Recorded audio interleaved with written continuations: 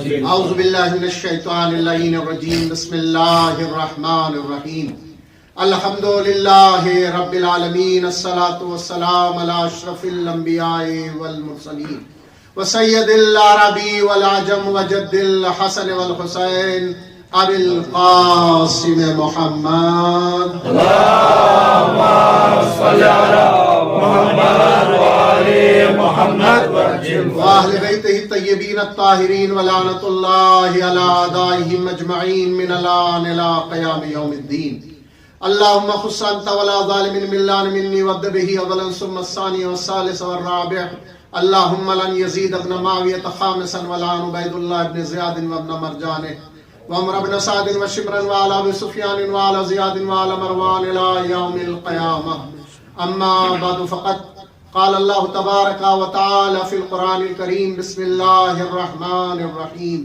انما يريد الله ليذهب عنكم الرجس اهل البيت ويطهركم تطهيرا اللهم صل على محمد وآل محمد عید مباہلہ کی آپ کی خدمت میں مبارکباد پیش کرتا ہوں اور میں اپنی طرف سے آپ تمام حضرات کی طرف سے امام زمانہ علیہ السلام کی خدمت میں اس عید مباہلہ کی مبارکباد پیش کرتا ہوں۔ پروردگار عالم آپ تمام حضرات کے لیے ہر دن عید کا دن قرار دے، کوئی غم نہ دیکھیں سوائے غم مظلوم کربلا کے۔ آپ جو ہے وہ خطبے میں بالکل چونک گئے ہوں گے کہ میں نے آیت تطہیر کی تلاوت کی ہے اور آیت مباہلہ کی آج آغاز میں تلاوت نہیں کی۔ عزیزان گرامی، آج کی تاریخ میں 3 مناسبتیں، اس تاریخ میں 3 اہم آیتیں ہیں جو نازل ہوئی ہیں الگ الگ موقع پر۔ آیت تطہیر بھی آج ہی کے دن یعنی کل کے دن نازل ہوئی۔ آیت تطہیر کا شان نزول خود 24 ذی الحجہ ہے۔ پہلی فضیلت ہے یہ 24 ذی الحجہ کی۔ دوسری فضیلت یہ ہے کہ انما ولیکم اللہ ورسولہ، آیت بھی اسی دن نازل ہوئی ہے۔ یعنی مولا کائنات نے حالت رکوع میں جو زکوٰۃ دی ہے وہ بھی مباہلے کی تاریخ میں ہی دی ہے کہ جو کہ 24 ذی الحجہ بنتی ہے، اور اسی وجہ سے تاکید وارد ہوئی ہے کل کے جو اعمال ہیں ان میں سے ایک عمل یہ بھی ہے کہ مومن ضرور بھی ضرور صدقہ دے اپنے مولا کی سیرت پہ عمل کرتے ہوئے۔ شیخ عباس امی نے یہ تحریر فرمایا ہے اپنے مولا کی سیرت پہ عمل کرتے ہوئے کل ضرور صدقہ دینا چاہیے۔ تو اپنی طرف سے بھی، مومنین کی طرف سے بھی، اور تمام مومنین جو ایران و عراق اور سیریا اور شام میں ان کی طرف سے، بالخصوص رہبر معظم کی طرف سے اور تمام مراجع علماء کی طرف سے آپ کل انشاءاللہ صدقہ دیں گے اور ہم بھی صدقہ نکالیں گے انشاءاللہ۔ تو کل کے دن جو ہے وہ صدقے کی بڑی تاکید والی ہے۔ اسی طریقے سے کل کے روز غسل کرنے کی بڑی تاکید والی ہے، کل غسل کرنا چاہیے انسان۔ اور اسی طریقے سے کل زوال سے پہلے جیسے غدیر کی 2 رکعت نماز ہے ایسے ہی مباہلہ کی بھی 2 رکعت نماز ہے، اور وہی ترتیب ہے۔ الحمد کے بعد پہلی رکعت میں 10 مرتبہ قل هو اللہ احد، اس کے بعد 10 مرتبہ انا انزلنا، اور اس کے بعد 10 مرتبہ آیت الکرسی، اور دوسری رکعت میں بھی ایسی ہے۔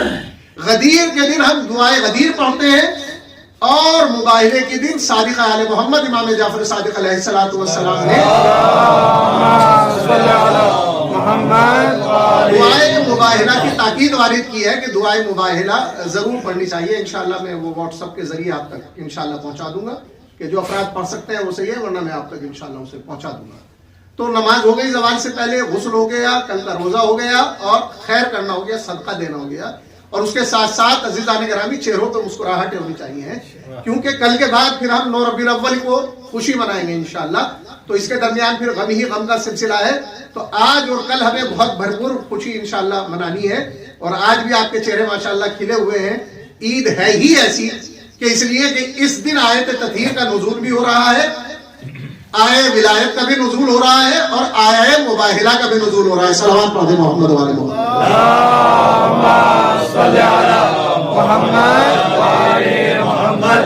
اور یہ وہ جنگ ہے اسلام کی کہ جو بغیر تلوار چلائے ہوئے جیت گئے ہیں مسلمان۔ عیسائی علماء ہیں کہ جو کہ تشریف لائے ہیں، اور ان کے بڑے عالم دین ہیں، ان کے ساتھ 70 بزرگ علماء کا وفد ہے کہ جو خدمت پیغمبر میں حاضر ہونا چاہ رہے ہیں، بار بار کوشش کر رہے ہیں کہ رسول اللہ کی خدمت میں حاضر ہو جائیں، لیکن رسول عربی چہرے کو ان کی طرف سے موڑ لیتے ہیں اور ان سے کلام نہیں کرتے۔ اب سب حیران و پریشان ہیں کہ رحمت للعالمین ہے رسول خدا، اور اخلاق کا پیکر ہے رسول عربی. بھئی اگر میں آپ سے ملاقات کرنے کے لیے جاؤں اور آپ اپنے رخ کو موڑ لیں تو یہ تو ایک قسم سے بد اخلاقی ہے, اخلاق نہیں ہے. لیکن وہ رحمت للعالمین نبی جو کہ اخلاق کا مجسمہ اور اخلاق کی تکمیل ان پر ہوتی ہے, آ کر وہ لوگ ملاقات کرنا چاہتے ہیں اور رسول اللہ اپنے چہروں کو ان کی طرف سے موڑ لیتے. تو اب تو وہی بتا سکتا ہے نا اس مزاج کو کہ جو مزاج نبوت کو جانتا ہو. ابھی تک ادھر ادھر سے سب سے سوال ہو رہا تھا کہ پیغمبر اسلام ہم سے ہم کلام کیوں نہیں ہو. تو جب صحیح در پر آئے اور صحیح دروازے پر آئے جسے باب مدینۃ العلم کہا جاتا ہے, اور ان سے سوال کیا کہ پیغمبر اسلام ہم سے ہم کلام کیوں نہیں ہے, تو مولا کائنات نے فرمایا کیونکہ تم نے چرق اور برق لباس پہن رکھے اور تم نے اپنے لباس کے ذریعے سے اپنے تکبر میں مبتلا ہو کر اللہ کے آخری نبی سے کلام کرنا چاہتے ہو, تو اللہ کے آخری نبی پر یہ چیز ناگوار گزر رہی ہے. پہلے سادے لباس میں آؤ, انکساری کے ساتھ آؤ, تو پھر پیغمبر اسلام آپ سے گفتگو کریں. اسی طریقے سے پھر وہ سادے لباس میں آئے, پیغمبر اسلام سے ملاقات ہوئی. اب پیغمبر اسلام سے وہ محو گفتگو ہے, مکالمہ کرنا ہے. توجہ فرمائیے گا عزیزان گرامی, وہ عالم کیسے عالم ہوں گے کہ جو خود علم کل سے مقابلہ کرنے کے لیے آئے ہیں, مکالمہ کرنے کے لیے آئے ہیں. علم تو تھا نا ان کے پاس, بھلے ہی پیغمبر اسلام جیسا علم نہیں تھا, اس لیے کہ یہ تو علم کل کے مالک ہے, باب مدینۃ العلم ہے رسول عربی. لیکن عزیزان گرامی وہ بحث و مباحثہ ہو رہا ہے, اور کس چیز پہ بحث و مباحثہ ہو رہا ہے کہ حضرت عیسیٰ خدا کے بیٹے ہیں, بندے نہیں. پیغمبر اسلام نے بارہا سمجھایا, ان کی سمجھ میں نہیں آیا, بڑی دلیلیں دی, بہت زیادہ سمجھایا, اور یہاں تک پوچھا کہ بتاؤ کہ حضرت عیسیٰ علیہ السلام اللہ کے بیٹے ہیں, اس پہ دلیل کیا ہے. کہا کہ ان کے پاس باپ موجود نہیں ہے. تو پیغمبر نے جواب دیا حضرت آدم اور حضرت حوا تو وہ ہیں کہ جن کے پاس نہ ماں ہے نہ باپ ہے. تو یہ اس کے باوجود بھی نہیں مانے اور یہ کٹھنجتی کرنے لگے. بھائی یہی فرق ہے دنیا میں اور محمد و آل محمد کے گھرانے میں اور ان کے چاہنے والوں میں. اس لیے کہ اگر وہاں پہ علم آتا ہے تو وہاں پہ ضد پیدا ہو جاتی ہے, اور وہ ضد انسان کو شیطان بنا دیتی ہے. اور جو محمد و آل محمد کے گھرانے سے علم ملتا ہے اس میں انکساری پیدا ہوتی ہے, اور انسان اگر خطا پہ ہوتا ہے تو اپنی غلطی کو تسلیم کر لیتا ہے. بھئی یہ فرق ہے دونوں کے اندر. انہوں نے کٹ حجتی کی اور انہوں نے پیغمبر اسلام کی دلیلوں کو نہیں مانا, ان کی بات پر نہیں مانا, اور یہ مصر رہے. اور اسی لیے ان کے یہاں پہ جو ہے وہ عقیدہ تثلیث پایا جاتا ہے.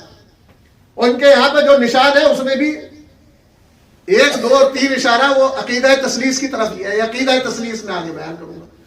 تو یہ پیغمبر اسلام صلی اللہ علیہ وآلہ وسلم سے جب مصر ہوئے اور ضد کرنے لگے اور دلیل کو جھٹلانے لگے, تو پھر مشیت جلال میں آ گئی. مشیت جلال میں آ گئی, اور پھر مشیت نے کہا ہے میرے رسول فمن حاجک فیہ من بعد ما جاءک من العلم. اگر یہ کٹ حجتی کرتے ہیں تو جو ہم نے آپ کو علم دیا ہے, جو خاص علم دیا ہے, تو آپ گھبرائیں نہیں بلکہ ان کے سامنے کہیں فقل تعالوا ندعو ابناءنا وابناءکم ونساءنا ونساءکم وانفسنا وانفسکم ثم نبتہل فنجعل لعنت اللہ علی الکاذبین. اب ان سے کہہ دیجئے کہ اب جب کٹ حجتی کر رہے ہو تو تم اپنے بیٹوں کو لاؤ, ہم اپنے بیٹوں کو لاتے ہیں, تم اپنی عورتوں کو لاؤ, ہم اپنی عورتوں کو لاتے ہیں, تم اپنے نفسوں کو لاؤ, ہم اپنے نفسوں کو لاتے ہیں, اور پھر مل کر بارگاہ عزتی میں دعا کرتے ہیں کہ جھوٹے پر اللہ کی لعنت ہو, جھوٹے پر اللہ کی لعنت ہو. آیت نازل ہو گئی, دن معین ہو گیا, دن معین ہوا 24 ذی الحجہ. اب ادھر تمام کی تمام فوج جمع ہے, بڑے بڑے علماء جمع ہے, ایک صحرا کے اندر خیمہ لگا لیا گیا ہے, اور آپ نے علماء سے سنا ہوگا کہ وہ بیٹھے ہوئے. ادھر مدینے کی گلیوں کے اندر اعلان ہو گیا ہے کل جھوٹوں سے مقابلہ ہوگا, کس کا؟ سچوں کا. اب بہت لوگ آئے, ہمت کر رہے تھے کہ رسول کے ساتھ ہم بھی شامل ہو کے جائیں, لیکن پیغمبر اسلام نے فرمایا کہ جو جھوٹے سچے بن کے بھی جائیں گے تو اگر جھوٹے ہیں تو اللہ کی لعنت ہوگی ان پر. صلوات پڑھے محمد و آل محمد پر. اللہم صل علی محمد و آل محمد. اس لیے کہ خود سے صدیق بن جانا اور ہے اور قرآن جسے صدیق کہے وہ اور ہے. وہ اور ہوا کرتے ہیں عزیزان گرامی.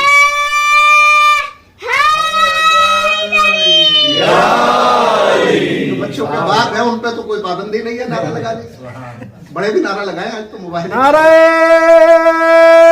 حیدری. یا علی خود بہت بڑی عبادت ہے عزیزان گرامی. بزرگوں کو بھی کبھی کبھی لگا دینا چاہیے. صلوات پڑھیں محمد و آل محمد پر. اللہم صل علی محمد و آل محمد. تو عزیزان گرامی اگر صرف سچوں کی بات ہوتی تو یہ پہنچ لیتے سب. لیکن جب آخری والا جملہ سنا کہ اللہ کی لعنت بھی ہوگی اگر کسی نے اپنی زندگی میں ایک بھی مرتبہ جھوٹ بولا ہوگا, اب یہ پیچھے ہٹ گئے سب کچھ. نہ کوئی عورت آئی قریب, نہ کوئی جوان آیا قریب, نہ وہ بڑے بڑے بوڑھے آئے جن کے اوپر بڑے بڑے ٹائٹل لگے ہوئے تھے.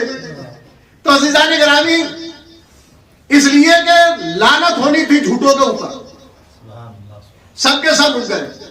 اب دیکھیے معافی چاہتا ہوں میں آپ حضرات سے, ہم سب جھوٹ بولتے ہیں تقریباً. کوشش کرنا چاہیے کہ جھوٹ نہ بولیں, اس لیے کہ یہ رحمت میں رکاوٹوں کا سبب بنتا ہے جھوٹ. اور یہ بہت عام ہو گیا ہے ہمارے درمیان اس دن. گناہ کبیرہ ہے جھوٹ بولنا. اور اگر ہم کسی سے ادھار لیتے ہیں, کوئی چیز ہمیں لینی پڑتی ہے تو اس میں جو بہانہ ہوتا ہے وہ بھی جھوٹ ہوتا ہے. اچھا جب ہم ادھار لیتے ہیں نا تو ایک بار جھوٹ بولتے ہیں, لیکن اگر کوئی ادھار کا مطالبہ کر لے, صلوات پڑھے محمد و آل محمد پر. محمد و آل محمد. پھر ایک سے زیادہ مرتبہ جھوٹ بولنے لگتے ہیں. اس لیے یہ جملے استعمال کر رہا ہوں تاکہ عید کا دن ہے, چہرے پہ مسکراہٹ آ جائے, لیکن تبلیغ بہت گہری چھپی ہوئی ہے اس کے اندر. صلوات پڑھے محمد و آل محمد پر. محمد و آل یعنی مانگنے میں ایک بار جھوٹ بولیں گے اور دیتے وقت ہے نا, کیونکہ ایک جھوٹ کو چھپانے کے لیے 100 جھوٹ بولنے پڑتے ہیں. تو بہتر یہی ہے کہ پہلی بار ہی سچ بول دیجیے, اور یہ سچ آپ کو کامیاب کرتا ہے. اگر لاکھوں کا لشکر ایک طرف ہے اور آپ تنہا ہیں اور سچے ہیں تو قدرت آپ کے ساتھ ہے, اور جس کے ساتھ خدا ہو اسے کوئی مٹا نہیں سکتا. یہی تو مواہلے کا میدان تھا. ادھر بھی مدینے کے اندر جوش تھا, خروش تھا, لیکن کسی میں ہمت نہیں تھی کہ پیغمبر اسلام کے ساتھ چلے. اب پیغمبر اسلام اپنے بیت الشرف سے برآمد ہوئے شان بے نیازی کے ساتھ. تاریخ نے لکھا کہ انداز یہ تھا کہ سر پہ امامہ تھا, دوش پہ ردا تھی, اور اتنے پر اچھے انداز سے پیغمبر اسلام جا رہے تھے کہ شان بے نیازی کے ساتھ چلے جا رہے تھے. راہان درخت سلام کر رہے تھے اور بادل سر پہ سایہ فگن تھا. آغوش میں امام حسین تھے, انگشت پکڑے ہوئے سرکار امام حسن تھے, ان کے پیچھے پیچھے عصمت تھی جناب زہرا کے شکل میں, اور عصمت کے پیچھے پیچھے امامت کی جوانی تھی علی کی صورت میں. آگے آگے پیغمبر اسلام ہے, آغوش میں سرکار امام حسین ہے, انگشت پکڑے ہوئے امام حسن ہے, رسول کے پیچھے پیچھے جناب زہرا ہے, جناب زہرا کے پیچھے پیچھے مولائے کائنات ہے. اب علماء کہتے ہیں, میرے بزرگ کہتے ہیں کہ زہرا کی عظمت کو دنیا سمجھ لے کہ اگر ایک قدم آگے بڑھ جائے تو نبوت لے لے, ایک قدم پیچھے ہٹ جائے تو امامت لے لے. صلوات پڑھے محمد و آل محمد پر. اللہم صل علی محمد و آل اور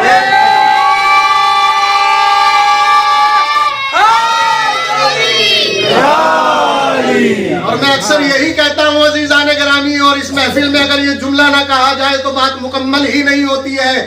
آگے آگے نبی ہے, پیچھے پیچھے جناب زہرا ہے, رسول کا نقش قدم ہے, رسول کے نقش قدم پر جناب زہرا کے نقش قدم ہے, اور جناب زہرا کے نقش قدم پہ علی مرتضیٰ کا نقش قدم ہے. ایک جملے کے اندر مکمل عزیزان گرامی میں متوجہ کر رہا ہوں اپنی بہنوں کو کہ زہرا اس عظیم ہستی کو کہتے ہیں کہ جس کا نقش قدم بھی بے پردہ نہیں ہے.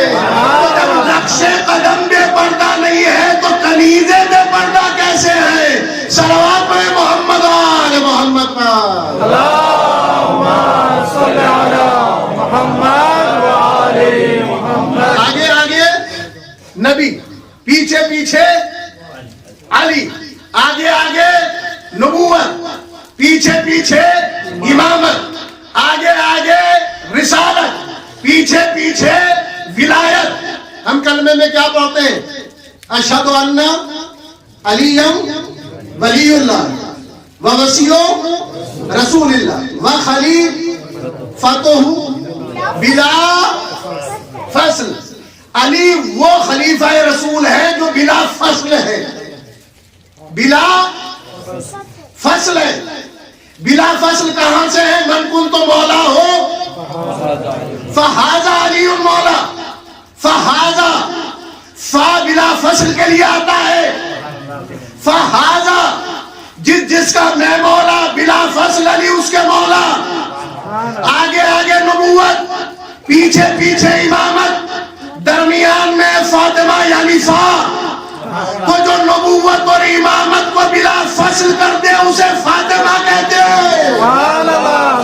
صلوات پڑھ دے محمد وآل محمد پر۔ اللہم صل علی محمد وآل یہ کارواں چلا اور اس منزل پہ آگے اس منزل پہ آئے کہ جہاں پر مقابلے پر عیسائی علماء تھے۔ عزیزان گرامی، جب اتنی اہم شخصیتیں ادھر سے جا رہی ہیں تو اب ادھر سے بھی تو کچھ خاص شخصیتیں آئی ہوں گی یا معمولی شخصیتیں ہوں گی کہ جو مباہلے کے چیلنج کو قبول کر رہی تھی۔ تو عزیزان گرامی، اکثر ہم یہی پڑھتے ہیں کہ ادھر سے اتنی عظیم ہستیاں گئی، ادھر سے کون آئے؟ ادھر سے کون آئے؟ ادھر سے تو اتنی عظیم ہستیاں تھی، ادھر سے کون تھے؟ تاریخ بیان کرتی ہے کہ ادھر سے ان کا سب سے بڑا عالم ابو حارث تھا اور اس کا بھائی تھا، اور تمام 70 علماء۔ ان کی خصوصیت کیا تھی ابو حارث کی؟ یہ مباہلے کرنے کے لیے تیار کیوں ہوا؟ یہ مباہلہ کرنے کے لیے اس لیے تیار ہوا، تاریخ بتاتی ہے کہ یہ جب بیٹھتا تھا تو حضرت عیسیٰ سے توسل کیا کرتا تھا، اور حضرت عیسیٰ کو توسل قرار دے کر اپنی دعاؤں کو مستجاب کرایا کرتا تھا۔ کوئی دعا ایسی نہیں تھی کہ جو اس کی رد ہو، اور اس نے کئی مرتبہ حالتوں میں، خواب کی حالت میں حضرت عیسیٰ کے دیدار کر رکھے تھے، اور حضرت مریم کو دیکھ رکھا تھا خواب میں اس نے۔ تو اس نے اس دن پہنچ کر اپنے علماء کے ساتھ توسل کیا حضرت عیسیٰ سے، کہا کہ عیسیٰ آج ہماری عزت کا مسئلہ ہے، اگر آج آپ آ گئے ہماری مدد کرنے کے لیے تو پوری دنیا کے اندر صرف ہمارا ہی مذہب ہوگا، کوئی دوسرا مذہب نہیں بچے گا۔ اس اعتماد کے ساتھ آیا۔ عقیدہ تثلیث ہے یہاں پہ، 3 عقیدہ۔ حضرت عیسیٰ خدا کے بیٹے، جناب مریم عورتوں میں سب سے افضل، ان سے افضل کوئی خاتون نہیں۔ 2 عقیدے ہو گئے۔ کون کون سا ہوا؟ حضرت عیسیٰ کا ہونا اللہ کا بیٹا، اس پہ عقیدہ، جناب مریم سب سے عظیم خاتون، اتنی باعظمت خاتون کوئی نہیں، اور تیسرا عقیدہ روح القدس، یعنی اللہ جب چاہتا ہے وہ جبریل کی صورت اختیار کر لیتا ہے۔ یہ ہے عقیدہ تثلیث۔ جب چاہتا ہے خدا تو جبریل کی صورت اختیار کر لیتا ہے۔ اب انہوں نے راہ فرار کیوں اختیار کی؟ ایک بڑی عظیم کتاب میں نے اس مضمون کو پڑھا۔ عزیزان گرامی، مضمون میں لکھا ہوا تھا کہ جب یہ ہستیاں چلی اور اس ابو حارث نے اس عظیم ہستیوں کو آتے ہوئے دیکھا، کیونکہ خواب میں جناب مریم کو دیکھ چکا تھا، حضرت عیسیٰ کو خواب میں دیکھ چکا تھا، تو اپنے علماء کی طرف متوجہ ہونے کے بعد کہا کہ ان سے مباہلہ نہ کرنا، ورنہ سب کے سب پر اللہ کا عذاب نازل ہو جائے گا۔ کہا کہ کیوں؟ کہا کہ اس لیے کہ میں ایسی ہستیوں کو دیکھ رہا ہوں کہ اگر یہ پہاڑ کی طرف اشارہ کر دے تو پہاڑ اپنی جگہ کو چھوڑ دے۔ ساتھ مضمون میں یہ نہیں لکھا، بلکہ ابو حارث کہتا ہے میں ایک ایسی عظیم خاتون کو دیکھ رہا ہوں کہ جس کے دامن کو مریم نے تھام رکھا ہے، میں ایسی عظیم ہستی کو دیکھ رہا ہوں کہ جس کا استقبال خود عیسیٰ کرتے ہوئے نظر آ رہے ہیں۔ صلوات پڑھیں محمد و آل محمد پر۔ اللہم صلی علی محمد و آل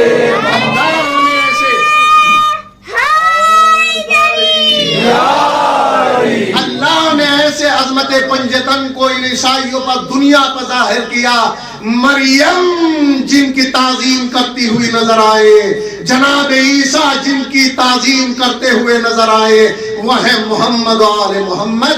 اس لیے کہ اگر انہوں نے بد دعا کر دی تو پھر صبح قیامت تک لعنت کا طوق ان کے گلوں میں پڑ جاتا۔ لیکن عزیزان گرامی، تاریخ بدلی، زمانہ گزرا، رسول کی وفات ہوئی، علی ابن ابی طالب جناب زہرا کے ساتھ دربار میں پہنچے، اور جب انہوں نے کہا کہ ہمیں گواہی چاہیے ہے تو حضرت علی نے اپنی گواہی دی، کہا کہ آپ شوہر ہیں، آپ کی گواہی نہیں مانیں گے۔ حسنین کی گواہی پیش کی گئی، کہا کہ یہ بچے ہیں ہم قبول نہیں کرتے۔ عزیزان گرامی، دو خاتونوں کی گواہی پیش کی گئی، لیکن انہوں نے کہا کہ دو عورتوں کی گواہی ایک کے برابر ہوتی ہے۔ تو حضرت علی مرتضیٰ نے فرمایا کہ بس تم مجھے اتنا بتا دو کہ تم جناب زہرا کی گواہی کو قبول کرتے ہو یا نہیں۔ تو انہوں نے کہا کہ ہم قبول نہیں کرتے۔ تو جناب زہرا کی صداقت پر مولائے کائنات نے آیت مباہلہ نہیں پڑھی بلکہ آیت تطہیر پڑھی، انما یرید اللہ لیذہب عنکم الرجس اہل البیت ویطہرکم تطہیرا۔ اللہ نے ہر قسم کے رجس کو ان سے دور رکھ رکھا ہے۔ اب اگر کوئی جناب زہرا کی صداقت کو جھٹلا رہا ہے تو وہ اللہ کی گواہی کو جھٹلا رہا ہے، اور جو اللہ کی گواہی کو جھٹلائے وہ رضی اللہ نہیں ہوتا، لعنت اللہ ہوتا ہے۔ سبحان اللہ، سبحان اللہ، سبحان اللہ۔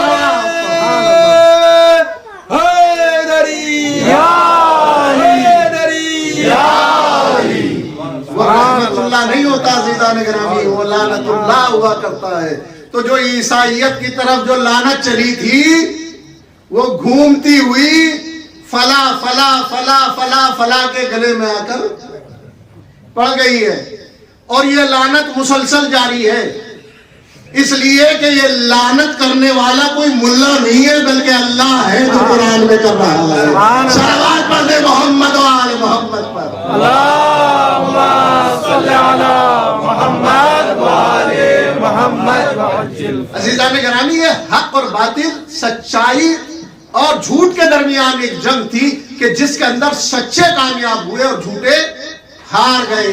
تو عزیزان گرامی، آج کے جتنے جھوٹے ہیں انشاءاللہ وہ سب ہاریں گے، اور جو سچے ہیں وہ سب جیتیں گے انشاءاللہ۔ اس لیے کہ کائنات میں سب سے بڑا سچ علی کی ولایت کو ماننا ہے۔ صلوات پڑھیں محمد و آل محمد پر۔ اللہم صلی علی محمد و آل محمد۔ آپ دیکھ رہے ہیں نا آج کے بھی زمانے میں کتنی جھوٹی نیوز چل رہی ہے اور وہ سلسلہ جاری و ساری ہے، لیکن ایک طرف حق کے ماننے والے ہیں، سچ کے ماننے والے ہیں، صداقت کو تسلیم کرنے والے ہیں، اور ایک طرف جھوٹ کو ماننے والے ہیں، حق کو تسلیم کرنے والے نہیں ہیں۔ لیکن عزیزان گرامی، جیت ہمیشہ صداقت کی ہوا کرتی ہے، سچائی کی ہوا کرتی ہے۔ مباہلے نے ہمیں بتا دیا ہے کہ اگر سامنے ہزاروں اور لاکھوں کا لشکر ہو اور اگر سچے صرف 5 ہی ہو تو یہ کافی ہے۔ اگر سچے 5 ہو تو یہی کافی ہے۔ انہی پنجتن پاک کا ہم واسطہ قرار دیتے ہیں کہ پروردگار حاضرین کی دلی مرادوں کو پورا فرمائے۔ یہ دن عید کی شب ہے، یہ شب پروردگار عالم ہر شب اور ہر دن عید کا دن قرار دے تمام لوگوں۔ کوئی غم نہ دے سوائے غم مظلوم کربلا۔ پروردگار عمروں کو مال خیر طولانی فرما، جو بے روزگار ہیں روزگار عطا فرما، جو برسر روزگار ہیں ان کے روزگار میں ترقی اور برکت عنایت فرما۔ ہم تیری بارگاہ میں دست بدعائیں ہیں، ہمیں ہر چھوٹے بڑے گناہ سے محفوظ فرما اور ان گناہوں کو معاف فرما، ہمارے مرحومین کی مغفرت فرما۔ پروردگار عالم ہم تیری بارگاہ میں دست بدعا ہیں، ان کی قبروں پہ اپنا نور خاص، رحمت خاص نازل فرما۔ پروردگار ہمیں ہر نقصان سے محفوظ فرما۔ ہم تیری بارگاہ میں دست بدعا ہیں کہ رہبر معظم کی عمر کو مال خیر طولانی فرما، علماء اعلام کا سایہ ہمارے سروں پر برقرار، حکومت اسلامی اور تمام مومنین کی حفاظت فرما۔ ہم تیری بارگاہ میں دست بدعا ہیں پروردگار عالم جو بیمار ہیں انہیں صحت عطا فرما، جو نوجوان اور بچے امتحان کی منزلوں سے گزر رہے ہیں ان کے نتائج کو بہتر فرما، امام زمانہ کے ظہور میں تعجیل فرما اور ہم کو ان کے عوام انصار میں شمار فرما۔ ربنا تقبل منا انک انت السمیع العلیم۔